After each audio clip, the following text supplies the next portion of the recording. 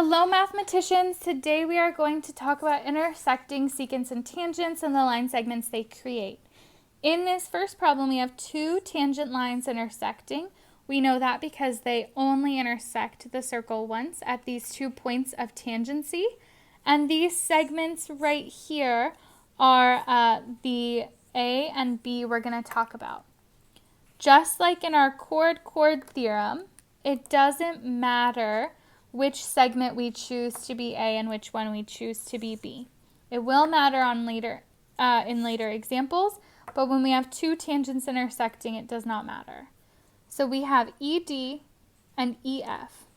All we've got to do is substitute in our expressions for those and solve. So I have 2 minus 7x equals 9x plus 50. And we're going to solve like normal. We have x's on both sides. I have a negative 7x and a positive 9x. I'm going to cancel the smaller one.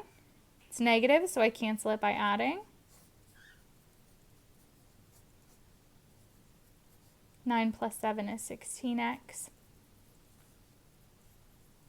Want to get x by itself, so we're going to subtract 50 from both sides. 16x equals negative 48. Divide by 16. And x is going to equal a negative 3. You can check all of that in your calculator. Then, if we wanted to find the length of DE, all we would need to do is substitute in our x value. So DE was 2 minus 7x. That would be 2 minus 7 times negative 3. Negative times a negative is going to be a positive. 7 times 3 is 21. And 2 plus 21 is 23 units. You can substitute that into the other segment, and these should be equal, so you can use that to check your work. In our next example, we're going to talk about the secant-secant product theorem. Here we have two secant lines, and this is where it starts to matter where we identify our pieces. A and C are the outer portion of each secant.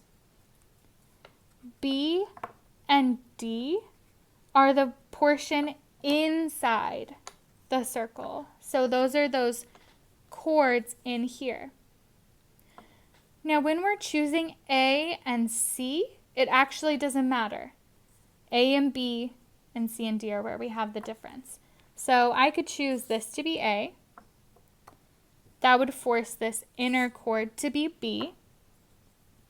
This outside segment would have to be C now. And C and D are along the same secant, so that would be D. Now it's the same as the last one. We're going to substitute things in. Everywhere there's an A in my formula, I need to replace it with a 9. Here you'll see that A and B are actually added together. B is 11. Over here my C is 10. Got to put that inside the parentheses as well for the formula. And I want to add that to D, which is my X. Now we're going to simplify this stuff inside the parentheses if we can. Here I actually know that 9 plus 11 is going to be 20. And here we can't quite do that because one term is an X and one is a constant. So that stays the same. Now we'll distribute. 9 times 20 is 180. 10 times 10 is 100. 10 times x is 10x.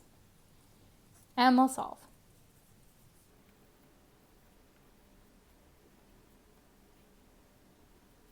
And we're left with 8 equals x. Just like the last one, if we want to find a length, we just need to substitute in that value. In our last example, we have the secant-tangent product theorem. Here we have one secant line and one tangent line. Now is where it really matters. A has to be the tangent. And just like the secant-secant theorem, C is the outside, and D is the portion of the segment inside. So let's go through and identify. This is my tangent, so CD has to be our A. C has to be the outside of the secant, and D has to be the inside. Now let's go ahead and substitute in our values. Our tangent is 8, C is 4, and D is X. Go ahead and substitute that in. 4 times 4 is 16, 4 times X is 4X, and we're going to solve.